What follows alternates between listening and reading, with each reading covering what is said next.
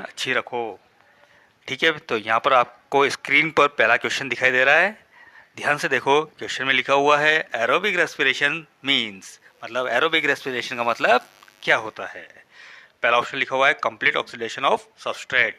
हाँ बेटा, सबस्ट्रेट का कंप्लीट ऑक्सीडेशन होना ही क्या होता है, एरोबिक रेस्पिरेशन। सेकंड ऑप्शन को देखेंगे, इनकम्प्लीट ऑक्सीडेशन ऑफ सबस्ट्रेट। नहीं बेटा, ये आंसर नहीं होगा। क्यों नहीं होगा? क्योंकि यहाँ पर सबस्ट्रेट का इनकम्प्लीट ऑक्सीडेशन नहीं होता। इनकम्प्लीट ऑक्सीडेशन कब होता है? जब एनएरोबिक रेस्पिरेशन चल रहा हो या फर्मेंटेशन हो रहा हो। तो हमारा आंसर क्या हो जाएगा? 1। अगला क्वेश्चन लिखा हुआ है what is the ratio of energy, मतलब ATP, between aerobic and anaerobic respiration.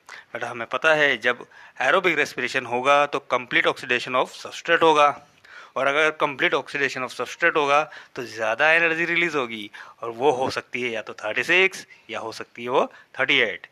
ठीक है, और एनारोबिक रेस्पिरेशन में या फर्मेंटेशन में कितनी एनर्जी रिलीज होती है? 2 एटीपी। तो हमें ऑप्शन नंबर 2 दिखाई दे रहा है जहाँ पर लिखा हुआ है 38:2। तो आंसर क्या हो जाएगा? यही होगा।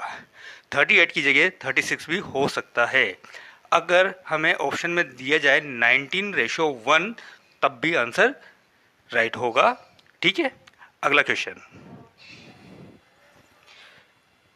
Assertion reason. बीच में हमने देखा था कि नीट के एग्जाम में इस तरह के क्वेश्चन आना बंद हो गया था, लेकिन हमने पिछले साल देखा था यहाँ से भी क्वेश्चन आया था असर्शन रीजन वाला। तो असर्शन रीजन में क्या हुआ है?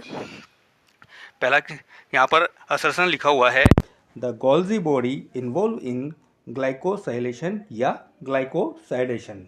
हाँ बेटा, गोल्जी बॉडी का काम क्या है? ग्लाइकोसाइलेशन करना या ग्लाइकोसाइडेशन करना। What is the mean of glycosylation, glycosidation? मतलब समझते हैं। देखो, एंडोप्लाज्मिक रेटिकुलम क्या बनाती है? प्रोटीन भी बनाती है और लिपिड भी बनाती है। अगर रफ एंडोप्लाज्मिक रेटिकुलम है तो वो क्या बनाएगी? प्रोटीन। और स्मूथ एंडोप्लाज्मिक रेटिकुलम है तो वो क्या बनाएगी? लिपिड। ये बन गए लिपिड और प्रोटीन। अब ये कहाँ जाते हैं?